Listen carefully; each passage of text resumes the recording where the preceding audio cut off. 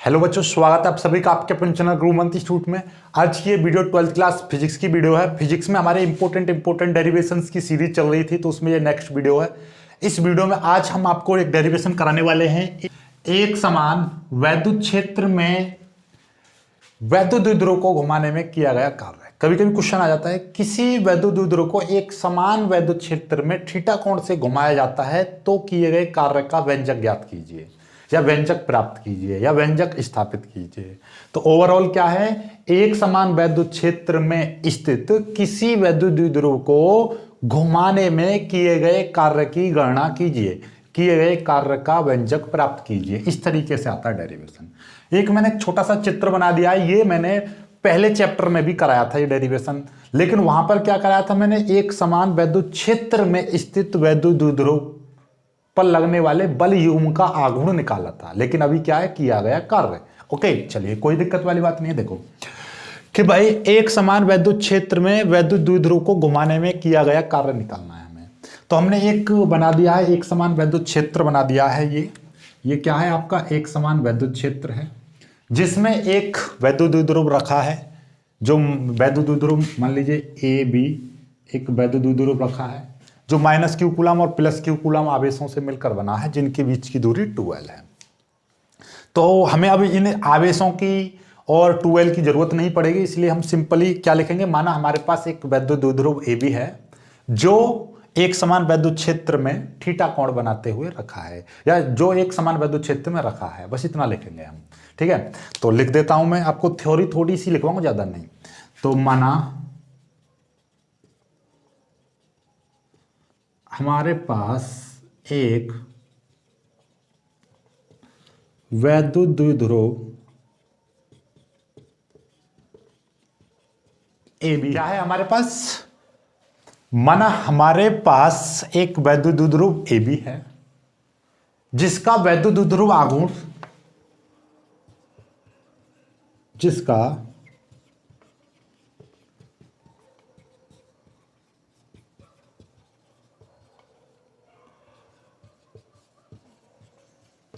वैद्युत द्विध्रुव आघूर्ण P है। हमें बताइए 2l और -q और +q की आवश्यकता नहीं है, इसलिए हमने ये नहीं लिखा है कि माना एक हमारे पास वैद्युत द्विध्रुव है जो -q कूलम तथा +q कूलम आवेशों से मिलकर बना है, जिनके बीच की दूरी 2l है। ये थ्योरी लिखने की आवश्यकता नहीं है, क्योंकि यदि हमारा -q और +q का इस्तेमाल होता या बीच की दूरी का इस्तेमाल होता तो इनको लगाते, लेकिन इनका कोई इस्तेमाल नहीं है, इसलिए हमने डायरेक्ट लिख दिया कि माना हमारे पास एक वैद्युत द्विध्रुव AB है जिसका वैद्युत द्विध्रुव आघूर्ण P है। माना इसे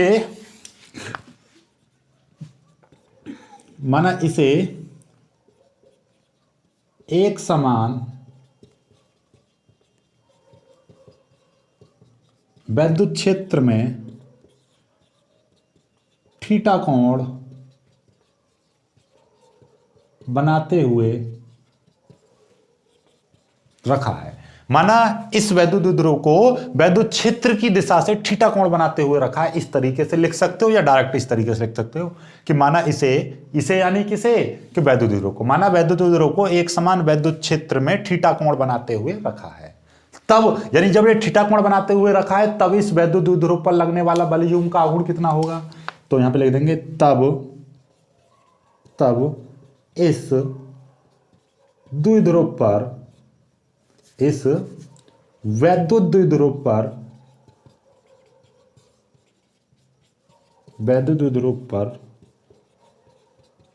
लगने वाला बल युग्म, तब इस वैद्युत द्विध्रुव पर लगने वाला बल युग्म का आघूर्ण τ बराबर PE sin थीटा। ये समझ में आ गया कि भाई हमने पहले वाले चैप्टर में करा था कि किसी वैद्युत द्विध्रुव को एक समान वैद्युत क्षेत्र में यदि कोई वैद्युत द्विध्रुव थीटा कोण बनाते हुए रखा है, तो उस पर वैद्युत क्षेत्र के कारण उस पर एक बल युग्म लगता है जिसको हम प्रत्यानयन बल युग्म कहते हैं, और इसके आघूर्ण को प्रत्यानयन बल युग्म का आघूर्ण या बल युग्म का आघूर्ण कहते हैं। इस बल युग्म के आघूर्ण को हम τ से प्रदर्शित करते हैं और τ बराबर PE sin थीटा होता है। तो ये पहले चैप्टर में कराया था। एक समान वैद्युत क्षेत्र में स्थित किसी वैद्युत द्विध्रुव पर लगने वाले बल युग्म का आघूर्ण, तो τ बराबर PE sin थीटा ये होता है। ओके, अब बात कर लेते हैं, हमें तो किया गया कार्य चाहिए, तो हम मानकर चल रहे हैं कि इस वैद्युत द्विध्रुव को पहले थोड़ा सा हिलाकर देखा हमने, यानी सूक्ष्म डी थीटा घुमाया, तो माना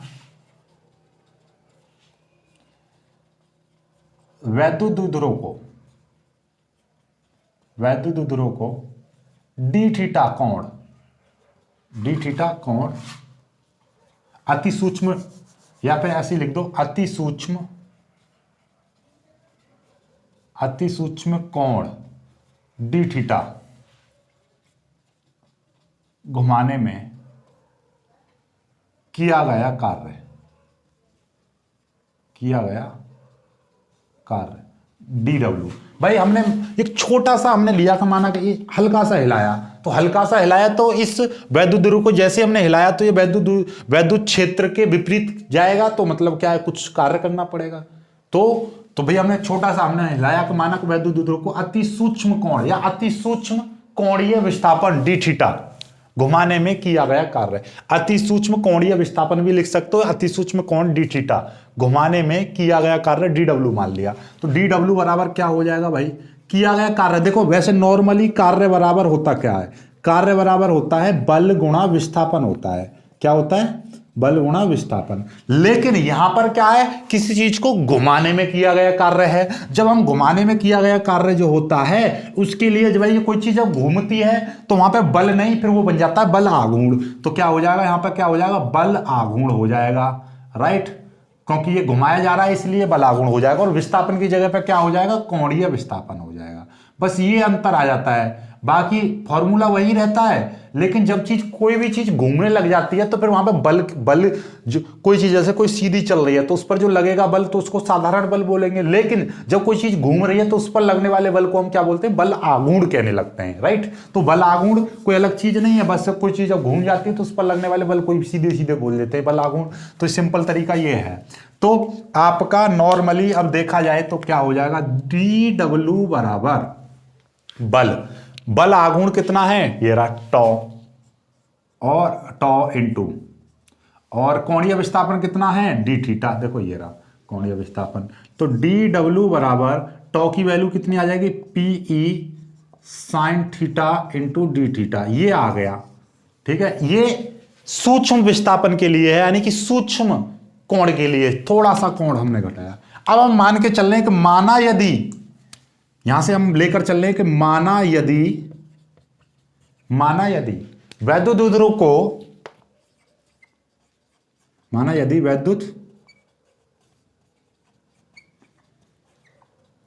को θ1 कोण से θ1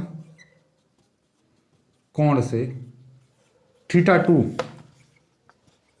कोण तक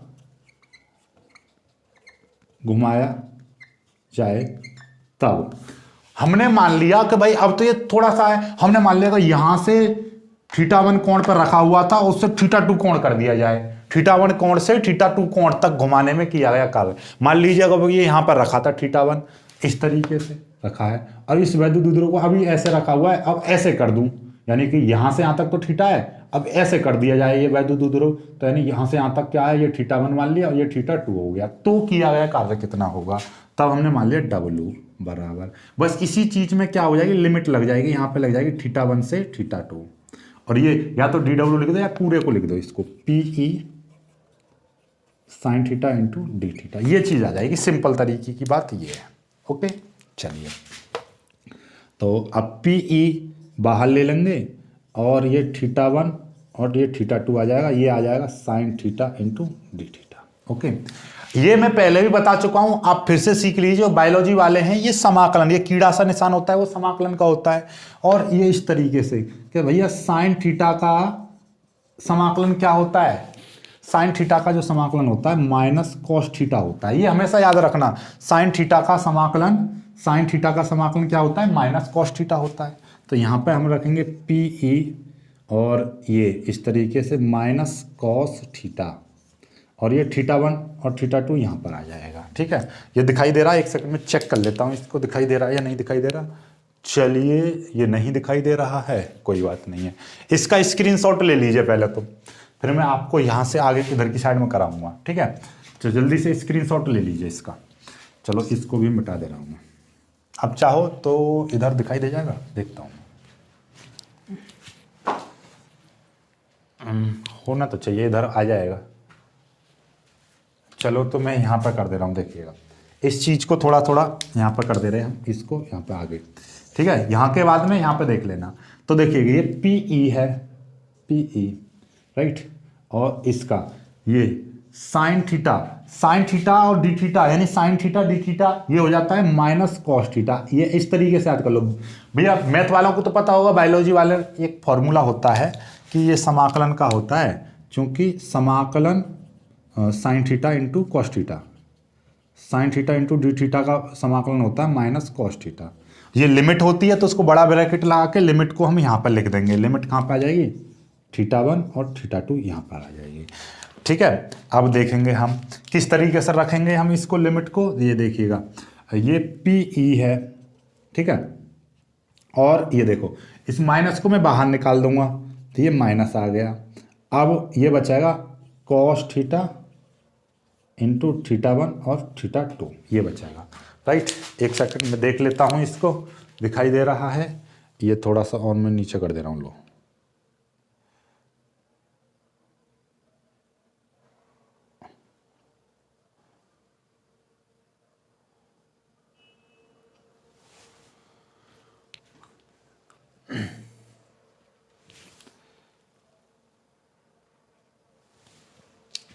लीजिए ये आ जाएगा, दिखाई दे रहा होगा। देखो इसमें से माइनस मैंने बाहर ले लिया, पी ई कॉस थीटा, θ1 θ2 आ गया, राइट। और फिर इसको हम खोलते कैसे हैं भाई, इसको ये माइनस पी ई, और ये देखिए एक बार जहां जहां पर थीटा आ रहा है वहां पर θ2 रख दूंगा, तो कॉस θ2 माइनस एक बार ये कॉस θ1, ये आ जाएगा। तो ये चीज आ गई W बराबर।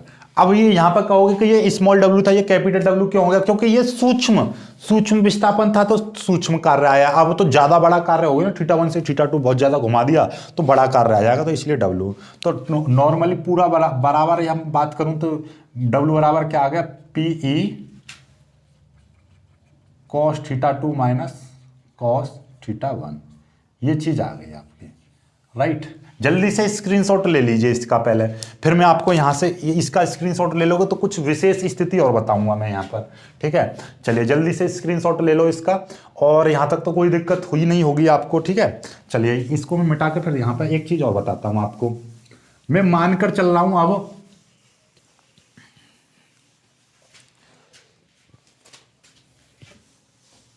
कि भाई यदि मैं यहां पर नोट करके लिखूंगा, नोट करके एक स्पेशल पॉइंट लिख दूंगा कि भाई अभी तक तो हमने ये क्या θ1 से घुमाया था θ2, यानी θ1 बना हुआ था पहले से, और यहां से हमने ऐसे कर दिया। अब यदि मैं मान के चल रहा हूं कि ये वैद्युत ध्रुव इस तरीके से रखा हुआ है, वैद्युत क्षेत्र की दिशा में रखा है, और फिर इसको थीटा कोण घुमाने में किया गया कार्य, यानी कि वैद्युत क्षेत्र की दिशा से थीटा कोण घुमाने में किया गया कार्य, तो मैं लिखूंगा माना वैद्युत द्विध्रुव को वैद्युत क्षेत्र की दिशा से थीटा कोण घुमाने में किया गया कार्य, W बराबर, देखो जरा ध्यान से, बस ये किया गया कार्य, तो किया गया कार्य, तो वहां पे हम क्या लेंगे, θ1 की जगह पर, देखिएगा ध्यान से समझना जरा। अभी क्या माना, वैद्युत द्विध्रुव को वैद्युत क्षेत्र की दिशा से थीटा कोण घुमा दिया, तो मतलब ये वैद्युत क्षेत्र की दिशा में रखा हुआ है, इससे थीटा कोण घुमा दिया, तो मतलब क्या है कि पहला जो θ1, तो यहां पर θ2 और θ1 है ना, तो यहां पर क्या है कि भैया θ1 जो है वो लिया जाएगा 0 अंश, θ1 कैसा लिया जाएगा, 0 अंश लिया जाएगा। क्यों 0 अंश लिया जा रहा है, क्योंकि भाई ये पहली जो कंडीशन है, पहले तो वैद्युत क्षेत्र की दिशा में रखा है, कि माना वैद्युत द्विध्रुव वैद्युत क्षेत्र की दिशा में रखा है, फिर उसको थीटा कोण घुमा दिया जाए, तब की कार्य कितना होगा। तो इस तरीके से आप लिख सकते हो, तो इस तरीके से लिखो, ज्यादा बेटर रहेगा।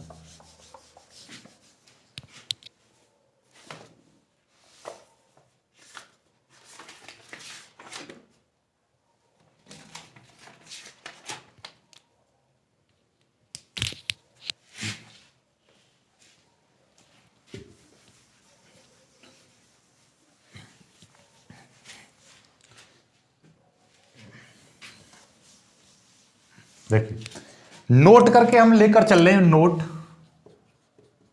एक नोट मान के चल रहे हैं हम क्या, कि माना हमारे पास जो वैद्युत द्विध्रुव है वो वैद्युत क्षेत्र की दिशा में रखा है, माना वैद्युत द्विध्रुव वैद्युत क्षेत्र की दिशा में रखा है, यानी वैद्युत क्षेत्र की दिशा में रखा हुआ है, राइट। तो मतलब क्या, θ1 बराबर 0 अंश उसका, जैसे कि ये जो θ1 यहां से थीटा, जैसे कि ये इस तरीके से रखा था तो यहां पर θ1 बन रहा था, लेकिन अभी ये क्या है कि ये वैद्युत क्षेत्र की दिशा में इस तरीके से रखा हुआ है, θ1 0। अब हम मान के चल रहे हैं कि इसको थीटा कोण घुमाने में किया गया कार्य, तब थीटा कोण घुमाने में कृत कार्य, कृत कार्य का मतलब समझ रहे हो, मतलब θ2 बराबर ले लेंगे हम थीटा, तो W बराबर क्या हो जाएगा तब, तो यहां पर ये है -PE है, तो अब यहां पर ये cos θ2 की जगह पर थीटा आ जाएगा, cos θ2 की जगह पर थीटा आ जाएगा और θ1 की जगह पे cos 0 अंश आ जाएगा, तो W बराबर -PE cos θ -1 आ जाएगा, क्योंकि cos 0 का मान 1 होता है। अब ये माइनस को अंदर मल्टीप्लाई कर दूंगा तो W बराबर क्या आ जाएगा, W बराबर आ जाएगा PE 1 - cos θ, ये आ जाएगा 1 - cos θ। क्यों, जब माइनस की मल्टीप्लाई कर दूं cos θ तो हो जाएगा माइनस का, और ये 1 है माइनस का तो ये हो जाएगा प्लस का, तो W बराबर PE 1 - cos θ आ जाएगा। समझ में आ गई बात, ये नहीं आई? मतलब कहने का ये है कि अब तक तो हमने माना था कि जो वैद्युत द्विध्रुव है उसको θ1 से थीटा कोण घुमा दिया जाए, यानी कि ऐसे रखा हुआ था, हमने मान लीजिए कि 20 अंश कोण पर रखा था, अब उसको 50 कर दिया जाए तो इतना आएगा, यानी कि 20 अंश से 50 अंश कर दिया जाए तो cos θ2 - cos θ1 ये आ गया, राइट। ये वाला जो है आपका